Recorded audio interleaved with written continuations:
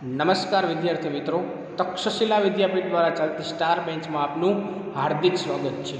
ધોરણ 9 આંકડાશાસ્ત્ર chapter number 14માં આપણે અત્યાર સુધી મધ્યવર્તી સ્થિતિમાનના માપો વિશેનો અભ્યાસ કરતા હતા। મતલબ કે મધ્યવર્તી સ્થિતિમાનના વિવિધ માપ વિશેની આપણે માહિતી મેળવી હતી। તો આજે આપણે ચેપ્ટર નંબર 14માં આગળ વધીએ તો મધ્યવર્તી સ્થિતિમાનના જે જુદા જુદા ત્રણ માપો હતા, મધ્યસ્થ અને બહુલક। અગાઉના લેક્ચરમાં આપણે એવું ભણ્યા હતા કે મધ્યવર્તી સ્થિતિમાનના કુલ ત્રણ માપ છે। એક છે મધ્યસ્થ અને બહુલક। તો એમાંથી આપણે કાલે મધ્યક વિશેની માહિતી મેળવી લીધી કે ભાઈ મધ્યક એટલે શું થાય, તો કે આપણને જે તમામ અવલોકનો આપેલા છે, બરાબર છે, એ તમામ અવલોકનોનો સરવાળો એને ભાગ્યા અવલોકનોની કુલ સંખ્યા। તો મધ્યકને કેવી રીતે આપણે દર્શાવતા હતા, તો કે x બાર તરીકે દર્શાવતા હતા। તેમજ મધ્યકના આપણે ઉદાહરણ પણ જોયા હતા। ત્યારબાદ આજે આપણે મિત્રો મધ્યસ્થ વિશે જાણવાનું છે કે આ મધ્યસ્થ કોને કહેવાય, મધ્યસ્થને સંકેતમાં કેવી રીતે દર્શાવી શકાય, મધ્યસ્થની ગણતરી માહિતીમાં કઈ રીતે કરી શકાય, એવી મધ્યસ્થ વિશેની આપણે તમામ જાણકારી મેળવીશું। તો મધ્યવર્તી સ્થિતિમાનના માપ એની અંદર બીજા નંબરનું જે માપ છે મધ્યસ્થ, એને ઇંગ્લિશમાં શું કહી શકાય છે, મીડિયન પણ કહી શકાય છે। મધ્યવર્તી સ્થિતિમાનનું બીજા નંબરનું માપ એટલે કે મીડિયન।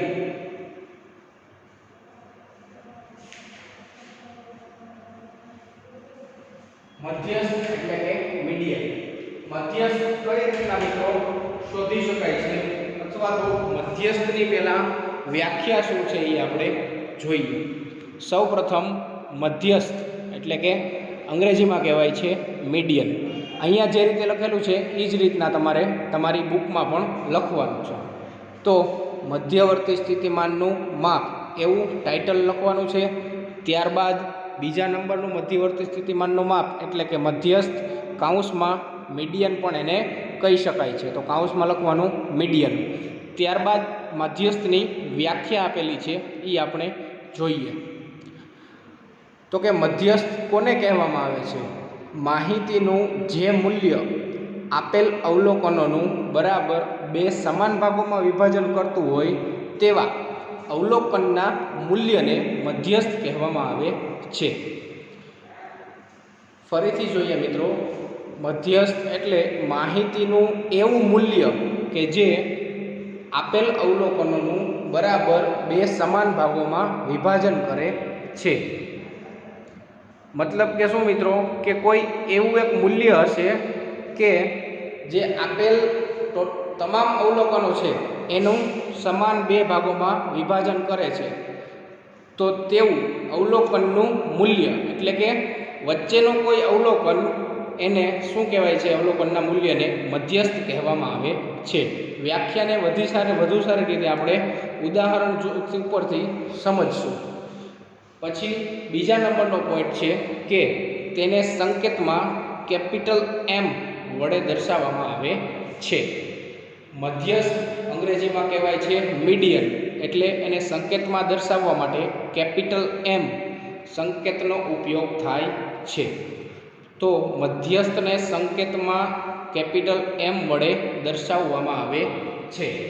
તો આ થઈ ગઈ મિત્રો મધ્યસ્થની વ્યાખ્યા અને તેને સંકેતમાં કેવી રીતના દર્શાવી શકાય છે તે બે વસ્તુ થઈ ગઈ। ત્યારબાદ આપણે જોઈએ મધ્યસ્થની ગણતરી કેવી રીતના કરવાની હોય છે। પછી આપણે એક ઉદાહરણ જોઈશું, એની ઉપરથી મધ્યસ્થ એની વ્યાખ્યા સમજશું અને અવર્ગીકૃત માહિતીનું મધ્યસ્થ કેવી રીતે શોધવો એ આપણે જોઈશું। અવર્ગીકૃત માહિતીના મધ્યસ્થની ગણતરી, આવી રીતના ટાઇટલ લખીને તમારે નીચેના 3 પોઈન્ટ લખવાના છે। આ મિત્રો મધ્યસ્થ શોધવાની રીત છે. અવર્ગીકૃત માહિતીના મધ્યસ્થની ગણતરી એવું લખેલું છે, ત્યાં કાઉન્સમાં લખવાનું કે મધ્યસ્થ શોધવાની રીત. મધ્યસ્થ શોધવાની રીત. તો મધ્યસ્થ શોધવાની રીત માટેના 3 ટોટલ મુદ્દા છે. પહેલું સ્ટેપ છે કે સૌપ્રથમ આપણને જે અવલોકનો આપેલા છે એ તમામ અવલોકનોને ચડતા ક્રમમાં ગોઠવવા. મતલબ કે અવલોકનો આપેલા હોય એમાંથી પહેલાં સૌથી નાની સંખ્યા, ત્યારબાદ એનાથી મોટી સંખ્યા, ત્યારબાદ એનાથી મોટી સંખ્યા, ત્યારબાદ એનાથી મોટી સંખ્યા, એમ સૌથી પહેલાં તમે અવલોકનોને ચડતા ક્રમમાં ગોઠવો એટલે સૌથી પહેલી સંખ્યા આવશે એ સૌથી નાની સંખ્યા હશે અને સૌથી છેલ્લી સંખ્યા હશે એ સૌથી મોટી સંખ્યા હશે. તો આને ચડતા ક્રમમાં ગોઠવવાના છે. કોઈ પણ અવલોકન આપેલા હોય એમાં મધ્યસ્થ શોધવાનું કહે એટલે સૌપ્રથમ આપણે એ અવલોકનોને ચડતા ક્રમમાં ગોઠવી દેવાના. ત્યારબાદ બીજું સ્ટેપ છે, શું કરવાનું છે કે જો અવલોકનોની સંખ્યા એટલે કે n, અવલોકનોની સંખ્યા એટલે કે કુલ ટોટલ કેટલા અવલોકનો આપેલા છે, અવલોકનોની કુલ સંખ્યા એને સ્મોલ n તરીકે પણ દર્શાવી શકાય છે. મતલબ કે નંબર ઓફ અવલોકનોની કુલ સંખ્યા એટલે કે ટોટલ નંબર ઓફ અવલોકન કેટલા છે તો એને કેપિટલ N વડે દર્શાવી શકાય છે. તો અવલોકનોની સંખ્યા અયુગ્મ હોય એટલે કે એકી સંખ્યા હોય 1, 3, 5, 7, 9, 11, 13, 15, 17, 19, તો આવી રીતના અવલોકનોની સંખ્યા એટલે કે આપણને માહિતીમાં આપેલા કુલ અવલોકનો એકી સંખ્યામાં હોય ત્યારે મધ્યસ્થ એ n+1 એને ભાગ્યા 2 એટલાનું અવલોકનનું મૂલ્ય છે. અત્યારે તમે ખાલી આ 3 સ્ટેપ લખી લ્યો જે ખૂબ જ અગત્યના છે મધ્યસ્થ શોધવાની રીત માટે. સૌપ્રથમ અવલોકનોને ચડતા ક્રમમાં ગોઠવવાના, ત્યારબાદ અવલોકનોની સંખ્યા જો અયુગ્મ હોય એટલે કે એકી સંખ્યા હોય, કાઉન્સમાં લખજો એકી સંખ્યા 1, 3, 5, 7, 9, 11, 13, આવી કોઈ પણ એકી સંખ્યા જ્યારે અવલોકનોની કુલ સંખ્યા હોય ત્યારે મધ્યસ્થ એ n+1 એને ભાગ્યા 2 એટલાનું અવલોકન જે હોય એનું મૂલ્ય છે. ધારો કે અવલોકનોની સંખ્યા ટોટલ 7 છે તો અયુગ્મ થયું, મતલબ કે એકી સંખ્યા છે અવલોકનની સંખ્યા, તો n+1 એટલે કે n ની જગ્યાએ 7 લખવાના. તો 7+1 એને ભાગ્યા 2, તો 7 ને 1 કેટલા થશે 8, 8 ભાગ્યા 2 એટલે 4. તો ચોથું અવલોકનનું જે મૂલ્ય હશે એ આપેલ માહિતીનો મધ્યસ્થ થશે. આગળ આપણે ઉદાહરણ જોઈશું એટલે તમને સ્પષ્ટ રીતે ખ્યાલ આવી જશે. તો આ 2 સ્ટેપ લખાઈ જાય. ત્યારબાદ ત્રીજું સ્ટેપ લખવાનું મિત્રો કે જો અવલોકનોની સંખ્યા એટલે કે કુલ અવલોકનો n બરાબર યુગ્મ સંખ્યા હોય અથવા તો અવલોકનોની સંખ્યા યુગ્મ એટલે કે બેકી સંખ્યા હોય 2, 4, 6, 8, 10, 12, 16, 18, 22, 22, 26, તો આ બધી જ બેકી સંખ્યાઓ કહેવાય છે મિત્રો કે જો અવલોકનોની સંખ્યા n બરાબર યુગ્મ હોય અથવા તો બેકી સંખ્યા હોય ત્યારે મધ્યસ્થ એ n/2 અવલોકન અને n/2+1 અવલોકનના મૂલ્યની સરેરાશ છે. હવે બંનેના મૂલ્યની સરેરાશ એટલે શું મિત્રો કે n/2 અવલોકન પ્લસ n/2+1 અવલોકન, આ બંને જે અવલોકન થાય એને ભાગ્યા 2 કરવાના રહેશે. એ તમને હું આગળ લખી દઉં છું કે આ જે ત્રીજો પોઈન્ટ લખેલો છે એનો મતલબ ખરેખર શું થશે કે n/2 માં અવલોકન અને n/2+1 માં અવલોકનના મૂલ્યની સરેરાશ થશે. તો આગળ લખી દઉં તમને જ્યારે અવલોકનોની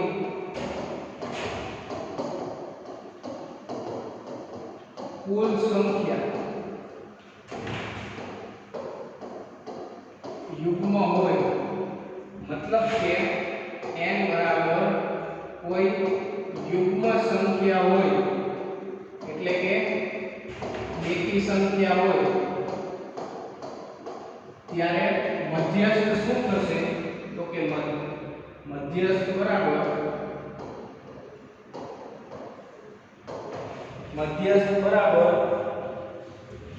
n/2 આટલાનું અવલોકન એટલે કે ઈ જે અવલોકન હોય ઈ પ્લસ n/2 પ્લસ 1 એટલાનું અવલોકન એટલે કે આ અવલોકન જે હશે એનું મૂલ્ય એને ભાગ્યા 2 એટલે કે આ બંને અવલોકનોની સરેરાશ. વધારે તમને ખ્યાલ ઉદાહરણ સમજશો પછી આવશે. અહીંયા જે મેઇન ડિફરન્સ છે યુગ્મ સંખ્યા અને અયુગ્મ સંખ્યામાં એ જોઈ લો તમે કે જ્યારે અયુગ્મ સંખ્યા છે ત્યારે n+1 એને ભાગ્યા 2 છે અને યુગ્મ સંખ્યા છે ત્યારે n/2 +1 છે. બંનેમાં ફેર પડી જશે.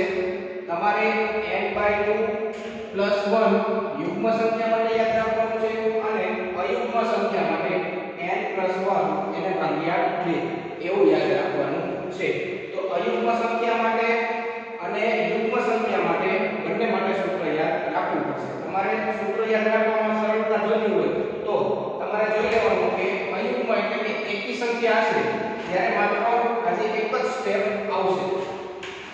યાદ રાખવા માટે તમે ખાલી સમજી શકો કે અવલોકનોની સંખ્યા અયુગ્મ સંખ્યા હોય એટલે કે એકી સંખ્યા હશે ત્યારે માત્ર એક જ અવલોકન લેવાનું થશે એટલે કે જે n+1 એને ભાગ્યા 2 એટલા આ જેટલાનું અવલોકન થતું હશે એ એક જ અવલોકન મધ્યસ્થનું મૂલ્ય થઈ જશે.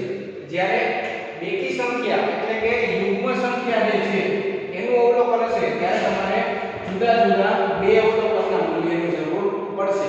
તો યાદ રાખવા માટે તમે સમજી શકો કે યુગ્મ એટલે કે એકી સંખ્યા હોય અવલોકન મતલબ કે અવલોકનની કુલ સંખ્યા એકી હોય ત્યારે માત્ર એક જ અવલોકનની જરૂર પડશે અને યુગ્મ સંખ્યા એટલે કે અવલોકનોની સંખ્યા બેકી સંખ્યા હશે ત્યારે તમારે જુદા જુદા બે અવલોકનની જરૂર પડશે. માત્ર સૂત્ર યાદ રાખવા માટે તમારે એવું યાદ રાખવાનું છે કે એકી સંખ્યામાં માત્ર એક જ અવલોકનની જરૂર પડશે અને બેકી સંખ્યામાં જુદા જુદા બે અવલોકનની જરૂર પડશે. તો આ થઈ ગયું જ્યારે n બરાબર યુગ્મ સંખ્યા હોય એટલે કે અવલોકનોની સંખ્યા યુગ્મ હોય બેકી હોય ત્યારે મધ્યસ્થની ગણતરી તો કે n/2 એટલાનું અવલોકનનું જે મૂલ્ય છે તે પ્લસ n/2 પ્લસ 1 નું અવલોકન અને ઈ બે અવલોકન મળી જાય એનો સરવાળો એને ભાગ્યા 2 એને શું કહેવાય તો કે આ બંને અવલોકનના મૂલ્યની સરેરાશ કહેવામાં આવે છે. તો આ છે મિત્રો અવર્ગીકૃત માહિતીના મધ્યસ્થની ગણતરી. અવર્ગીકૃત માહિતી એટલે આપણે અગાઉ જ શીખી ગયા કે જ્યાં ચોક્કસ વર્ગો આપેલા ન હોય. શું મિત્રો અવર્ગીકૃત માહિતી એટલે કે ચોક્કસ વર્ગો આપેલા ન હોય.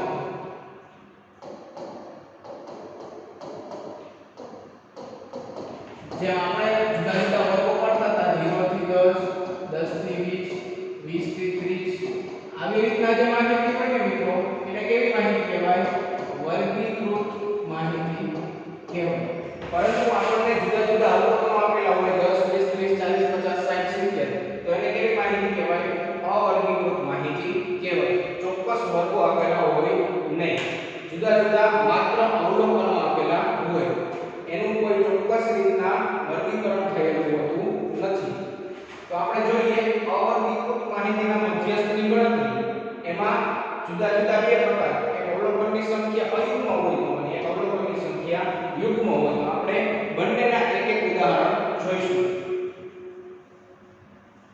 આ તમારે લખી નાખવાનું છે તમારી નોટબુકમાં કે અવલોકનની કુલ સંખ્યા યુગ્મ હોય ત્યારે એટલે કે આ જે ત્રીજા નંબરનો પોઈન્ટ છે એની અંદર જ લખવાનું છે કે n બરાબર યુગ્મ સંખ્યા એટલે કે બેકી સંખ્યા હોય ત્યારે મધ્યસ્થનું સૂત્ર આ પ્રમાણે થશે. તો મધ્યસ્થની ગણતરી કઈ રીતના કરવી એ આપણને સમજાઈ ગયું. તો આગળ આપણે જોઈએ મધ્યસ્થની ગણતરી માટેના બે ઉદાહરણ. અહીંયા જો તમને જે માહિતી આપેલી છે એ ચોક્કસ પ્રકારના વર્ગોમાં માહિતી નથી. એટલે પહેલામાં માહિતી કેવી છે? અવર્ગીકૃત માહિતી છે. કેવી માહિતી છે? અવર્ગીકૃત માહિતી છે. તમારે લખવું હોય તો લખી શકો છો. અહીંયા જે માહિતી આપેલી છે અવર્ગીકૃત પ્રકારની માહિતી છે. આપણે ગણવાનું છે ઉદાહરણ નંબર 11. ઉદાહરણ નંબર 11 ની જે રકમ છે એ રકમ ઉદાહરણ નંબર 2 ની રકમની એની જ રકમ રિપીટ થાય છે. મતલબ કે માહિતી જે છે એ ઉદાહરણ નંબર 2 ની જે માહિતી છે એ જ માહિતી અહીંયા આપણે ઉપયોગમાં લેવાની છે. તો ઉદાહરણ નંબર 2 આપણે મધ્યકનું ઉદાહરણ છે એ આપણે અગાઉ ભણી ગયા છીએ. આ માહિતી પણ કેવી છે? અવર્ગીકૃત પ્રકારની માહિતી છે. મધ્યસ્થ શોધવાનું ઉદાહરણ છે ઉદાહરણ નંબર 12. મધ્યસ્થ શોધવા માટેનું ઉદાહરણ છે 12. તો અહીંયા તમે જુઓ માહિતી કેવી રીતના જુદા જુદા પ્રકારના અવલોકનો તમને આપેલા છે. આ માહિતી પણ કેવી છે? અવર્ગીકૃત પ્રકારની માહિતી છે. અવર્ગીકૃત માહિતી તમને અહીંયા આપેલી છે.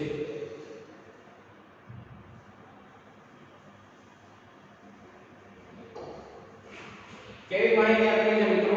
અવર્ગીકૃત માહિતી આપેલી છે. અહીંયા ઉદાહરણ નંબર 12 ની આપણે રકમ જોઈએ તો શું કીધેલું છે? તો કે એક વર્ગના 9 વિદ્યાર્થીઓની ઊંચાઈ સેન્ટીમીટરમાં આ પ્રમાણે છે: 155 સેન્ટીમીટર, 160, 145, 149, 150, 147, 152, 144 અને 148 જુદા જુદા પ્રકારની સેન્ટીમીટર તમને અહીંયા જુદા જુદા પ્રકારની ઊંચાઈ સેન્ટીમીટર માપમાં આપેલી છે. કુલ વિદ્યાર્થીઓની સંખ્યા કેટલી છે? તો કે 9. તો અહીંયા અવલોકનોની સંખ્યા સૌથી પહેલા શું થશે? મધ્યસ્થ શોધવાનો છે એટલે આપણે પહેલા અવલોકનોની સંખ્યા લખવી પડશે. અવલોકનોની કુલ સંખ્યા એટલે કે n બરાબર કેવું છે? એકી સંખ્યા છે. કેવી સંખ્યા છે? અયુગ્મ અથવા તો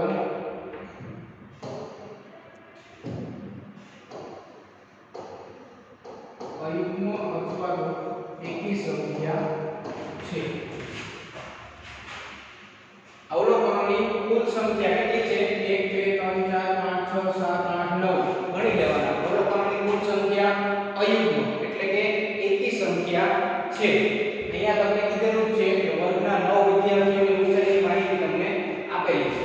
તો 9 એટલે કેટલી સંખ્યા થશે? અયુગ્મ અથવા તો એકી સંખ્યા થશે. તો અયુગ્મ સંખ્યા માટે આપણે સૂત્ર શું જોયું? n+1/2 એટલાનું અવલોકન. જ્યારે અવલોકનોની સંખ્યા n અયુગ્મ હોય ત્યારે n+1/2 એટલાનું અવલોકનનું મૂલ્ય હોય છે. તો અહીંયા જોઈએ આપણે મધ્યસ્થ બરાબર. પહેલા તો આપણે સૌપ્રથમ સ્ટેપ શું આપણે જોયું કે ચડતા ક્રમમાં આપણે અવલોકનોને ગોઠવવાના છે. તો આપણે સૌથી પહેલા એ કરીએ, ત્યારબાદ મધ્યસ્થની ગણતરી કરશું. ચડતા ક્રમમાં અવલોકનોને ગોઠવવા છે તો પહેલા સૌથી નાનું અવલોકન છે કેટલા છે? 144. અહીંયા લખવાનું કે અવલોકનોને ચડતા ક્રમમાં ગોઠવતા. તો કેવી રીતના ગોઠવવાના? પહેલા સૌથી નાની સંખ્યા. અહીંયા કઈ સંખ્યા સૌથી નાની છે? તો કે 144. પછી ત્યાર પછી જુઓ 145. ત્યાર પછી 145 પછી 147, 148 અને 149. 147, 148 અને 149. હવે કઈ સંખ્યા બાકી રહી? 155, 160, 150 અને 152. તો કેવી રીતના ચડતા ક્રમમાં આવશે? 150, 152. 150 152 અને ત્યાર પછી મોટી સંખ્યા 155 ને 160 155 અને 160 તો આપણે જે અવલોકનોને ચડતા ક્રમમાં ગોઠવી દીધા અહીંયા ચડતા ક્રમમાં પહેલી સંખ્યા છે કેવી હશે સૌથી નાની એટલે કે અવલોકનમાં સૌથી નાની સંખ્યા 144 છે અને છેલ્લી સંખ્યા છે એ અવલોકનમાં સૌથી મોટામાં મોટી સંખ્યા હશે એટલે કે આ તમામ અવલોકનમાં મોટામાં મોટી સંખ્યા 160 હશે તો આ થઈ ગયું પહેલું સ્ટેપ અવલોકનોને આપણે ચડતા ક્રમમાં ગોઠવી દીધા બરાબર અવર્ગીકૃત માહિતીનો મધ્યસ્થ શોધવા માટેનું પહેલું સ્ટેપ અહીંયા જે આપણે અવલોકનો આપેલા હોય એને ચડતા ક્રમમાં ગોઠવવા પછી જોયું કે આપણે અવલોકનોની કુલ સંખ્યા કેટલી છે અયુગ્મ સંખ્યા છે એટલે કે એકી સંખ્યા છે કારણ કે n બરાબર તમને અહીંયા કેટલા મળે છે 9 મળે છે તો અવલોકનોની કુલ સંખ્યા આપણે ખ્યાલ રાખજો અયુગ્મ સંખ્યા છે એટલે કે એકી સંખ્યા છે તો જ્યારે અવલોકનોની સંખ્યા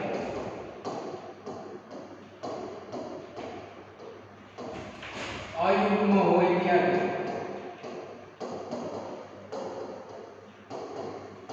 અવલોકનોની સંખ્યા અયુગ્મ હોય ત્યારે મધ્યસ્થ બરાબર n + 1 એને ભાગ્યા 2 આટલાનું અવલોકનનું મૂલ્ય અથવા તો કેટલાનું અવલોકન હવે અહીંયા જુઓ n બરાબર કેટલા છે 9 તો 9 + 1 એને ભાગ્યા 2 આટલાનું અવલોકન n બરાબર 9 છે એટલે n + 1 એને ભાગ્યા 2 એટલાનું અવલોકન n + 1 એટલે કેટલા થાય 10 ભાગ્યા 2 એટલાનું અવલોકન તો જવાબ કેટલો આવશે 10 ભાગ્યા 2 એટલે કેટલા થાય 5 તો જવાબ આવશે 5મું અવલોકન ખાસ ધ્યાન રાખવાનું છે અહીંયા 5 જવાબ આવે છે 5 10 ભાગ્યા 2 કરો એટલે 5મું અવલોકન છે ડાયરેક્ટ જવાબમાં 5 લખી નાખવાના નથી ખાસ ધ્યાન રાખવાનું છે અહીંયા તમે પાછળ આટલાનું અવલોકન એવું લખતા જવાનું છે નહીંતર તમને 100% ભૂલ પડશે 10 ભાગ્યા 2 એટલે અહીંયા તમે ડાયરેક્ટ જવાબમાં મધ્યસ્થ બરાબર 5 એવું લખી નાખશો પરંતુ ખરેખર 5મું અવલોકન છે ઈ આપણું મધ્યસ્થ છે તો અહીંયા ચડતા ક્રમમાં જે ગોઠવેલા છે અવલોકન એમાં જોવાનું 1 2 3 4 અને 5 પાંચમું અવલોકન છે 149 તો ઈ આપણું મધ્યસ્થ થશે તો પાંચમું અવલોકન એટલે 147 સેન્ટીમીટર આ શું મળી ગયું આપણને આપણો મધ્યસ્થ મળી ગયો મધ્યસ્થ કેટલો મળ્યો આપણને તો કે પાંચમો અવલોકન એટલે 1 2 3 4 અને 5 કેટલા છે 149 સોરી 149 સેન્ટીમીટર આવશે પાંચમો અવલોકન તો કે 149 સેન્ટીમીટર છે તો અહીંયા આપણે શું કીધું હતું કે માહિતીનો મધ્યસ્થ કેટલો થશે તો કે m બરાબર એટલે કે આપેલ માહિતીનો મધ્યસ્થ 149 સેન્ટીમીટર થશે હવે તમે જુઓ આપણે જોયું હતું કે મધ્યસ્થની વ્યાખ્યા જોઈ હતી એમાં શું કીધું તો કે માહિતીનું જે મૂલ્ય અવલોકનનું બરાબર બે સમાન ભાગોમાં વિભાજન કરે તેવા અવલોકનના મૂલ્યને એટલે કે માહિતીનું કોઈ એક એવું મૂલ્ય હશે જે તમામ અવલોકનોને બે ભાગમાં વિભાજિત કરતું હશે એવું અવલોકનનું કોઈ મૂલ્ય તો અહીંયા જુઓ માહિતીનું બે ભાગમાં વિભાજન કરે છે કેટલા છે મધ્યસ્થ 149 તો માહિતીનું બે ભાગમાં વિભાજન કરે છે અડધી આ માહિતી અડધી આ માહિતી તો મધ્યસ્થ મૂલ્ય એટલે કે વચ્ચેનું કોઈ એવું મૂલ્ય જે માહિતીના અવલોકનોનું બે ભાગમાં વિભાજન કરે છે, પરંતુ એ મૂલ્ય છે અવલોકનનું જ કોઈ મૂલ્ય હશે, તેની બહારનું કોઈ મૂલ્ય તમને મળશે નહીં. અવર્ગીકૃત માહિતીમાં મધ્યસ્થ મૂલ્ય હંમેશા અહીંયા જે આપણને અવલોકન હશે એમાંથી જ કોઈ વચ્ચેનું એક મૂલ્ય હશે. તો તમારે તમારો જવાબ હશે મધ્યસ્થ શોધવાના દાખલામાં એ તમને અહીંયા પ્રશ્નમાં જ આપી દીધેલો હશે. તમારે માત્ર એને જડતા ક્રમમાં ગોઠવવાનું છે, પછી અવલોકન એકની સંખ્યા છે કે બેની સંખ્યા એ ઉપરથી તમને મધ્યસ્થની ગણતરી ખ્યાલ આવી જશે. તો વ્યાખ્યામાં જોયું છે એમ કે માહિતીનું કોઈ એવું મૂલ્ય કે જે અવલોકનોને બરાબર સમાન બે ભાગમાં વિભાજિત કરતું હોય. તો આ બાજુ જો 4 અવલોકન છે, આ બાજુ 4 અવલોકન છે, તો બરાબર સમાન ભાગમાં વિભાજન કરતું હોય એવું અવલોકનનું જ એક મૂલ્ય એટલે મધ્યસ્થ કહેવામાં આવે છે.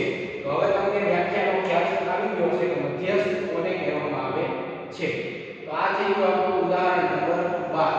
ત્યાર પછી જોઈએ ઉદાહરણ નંબર 13. અહીંયા પણ તમને અવર્ગીકૃત પ્રકારની માહિતી આપેલી છે. ખાસ ધ્યાન રાખવાનું છે મિત્રો, અવર્ગીકૃત માહિતી એટલા માટે વારંવાર કહું છું કે વર્ગીકૃત માહિતીનો મધ્યસ્થ શોધવાનું સૂત્ર અલગ છે.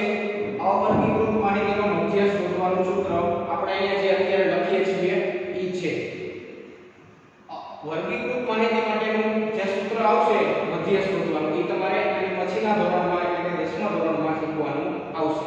અત્યારે માત્ર અવર્ગીકૃત માહિતી હશે એનો જ મધ્યસ્થ શોધવાનું તમને દાખલાઓ આપણે ગણવાના છે.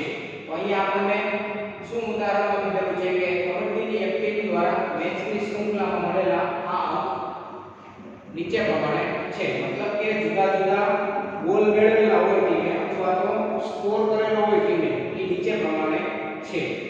તો 17 2 7 27 15 5 14 8 10 24 48 10 8 7 18 અને 28. તો આ ટીમ દ્વારા મેળવાયેલા અંકનો મધ્યસ્થ શોધવાનો છે. મધ્યસ્થ અવર્ગીકૃત માહિતીનો મધ્યસ્થ શોધવા માટેની પહેલી સ્ટેપ શું છે તો કે આપણને માહિતીના જે અવલોકનો છે એને આપણે ચડતા ક્રમમાં ગોઠવવાના છે. આ લખવાનું અવલોકનોને ચડતા ક્રમમાં ગોઠવતા.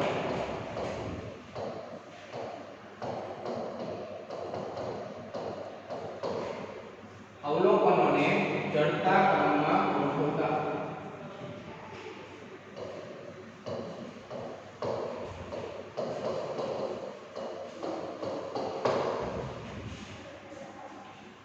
તો સૌથી પહેલું એટલે કે નાનામાં નાનું અવલોકન કેટલું છે 2. ત્યાર પછી એની પછી એનાથી મોટું અવલોકન એટલે કે 5 2 5. પછી આ 7 એક વખત, 7 બે વખત, 2 5 7 7. ત્યાર પછી 8 8 એક વખત, 8 બીજી વખત. ત્યાર પછી 5 થી મોટું અવલોકન છે 10 10 કેટલી વખત છે એ પણ બે વખત છે. ત્યાર પછી એનાથી મોટું અવલોકન કયું છે 10 થી મોટું 10 પછી 14. એનાથી પછી 14 થી મોટું અવલોકન તમે ધ્યાનથી જુઓ કેટલા છે 15. 14 પછી 15 પછી 17 17 પછી 18 15 17 18. હવે એના પછી 24 18 પછી 24. ચડતા ક્રમમાં ગોઠવવાના છે મિત્રો. કોઈ પણ સંખ્યા ભૂલ ન પડે ધ્યાન રાખવાનું. નાની સંખ્યા તરફથી મોટી સંખ્યા તરફ જવાનું છે. તો 24 પછી કઈ સંખ્યા આવશે તમારે જુઓ 27 28 અને 48. 27 28 અને 48. ટોટલ કેટલી સંખ્યા થઈ અહીંયા કરી લેવાની 1 2 3 4 5 6 7 8 9 10 11 12 13 14 15 અને 16. અહીંયા જોઈ લેવાનું 1 2 3 4 5 6 7 8 9 10 11 12 13 14 15 અને 16. તો અવલોકનોની ચડતા ક્રમમાં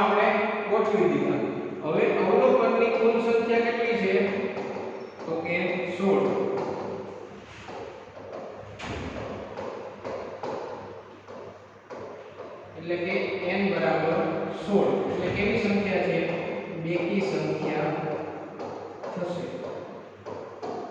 અથવા તો કેવી સંખ્યા થશે યુગ્મ સંખ્યા થશે તો હવે યુગ્મ સંખ્યા માટે અવર્ગીકૃત માહિતીનો મધ્યક શોધવો છે મધ્યસ્થની ગણતરી અવર્ગીકૃત માહિતીનો મધ્યસ્થ અને એમાં અવલોકનની સંખ્યા બેકી હોય ત્યારનું સૂત્ર તો કે n/2 મૂળ અવલોકન પ્લસ n/2 પ્લસ 1 નું અવલોકન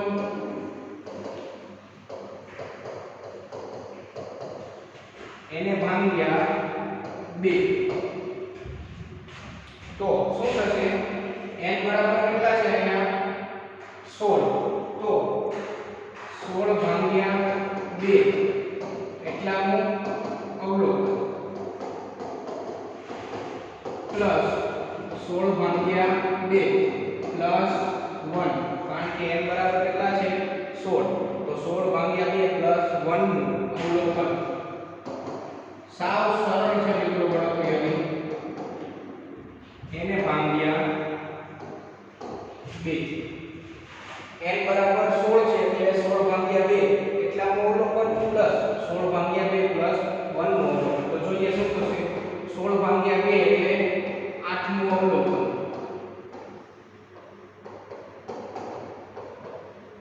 પ્લસ 16 ભાગ્યા 2 એટલે 8 8 ને 1 9 નું અવલોકન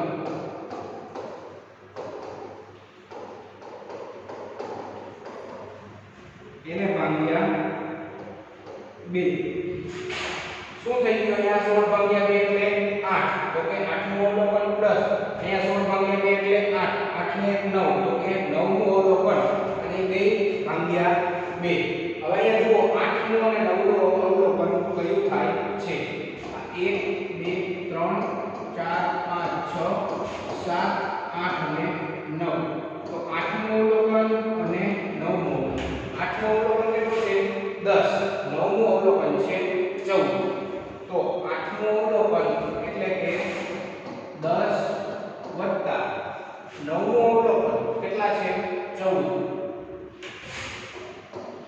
ઈ બેને ભાગ્યા કેટલા કરેલા છે 2 તમે જોયું વિદ્યાર્થી મિત્રો કે અહીંયા તમને 8 નું અવલોકન પ્લસ 9 નું અવલોકન એટલે કે અહીંયા જે આપણે ચડતા ક્રમમાં ગોઠવેલા છે અવલોકનો એમાંથી 8 નું અને 9 નું અવલોકન લઈ એનું જે મૂલ્ય છે 10 અને 14 એનો સરવાળો એને ભાગ્યા 2 કરવાના છે 8 9 એટલે 17 ભાગ્યા 2 કરવાના નથી અહીંયા જે અવલોકન મળે છે એટલાનું અવલોકન અહીંયા ચડતા ક્રમમાં જોવાનું ઈ બે અવલોકનના મૂલ્ય કેટલા છે તો કે 10 અને 14 તો 10 14 એને ભાગ્યા 2 અહીંયા જવાબ કેટલો આવશે 14 અને 10 24 ભાગ્યા 2 જવાબ કેટલો આવશે 24 ભાગ્યા 2 એટલે તો કે 12 આ શું થઈ ગયું આપેલ માહિતીનો મધ્યસ્થ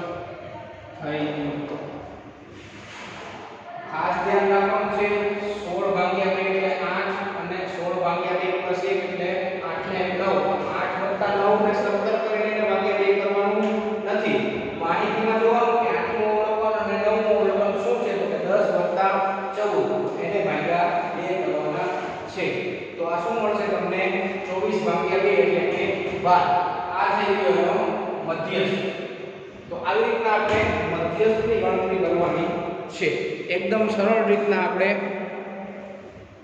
તમામ દાખલાઓ આગળ ગણશું અહીંયા જે દાખલા ગણાવ્યા એ તમારે હોમવર્કમાં કરવાના છે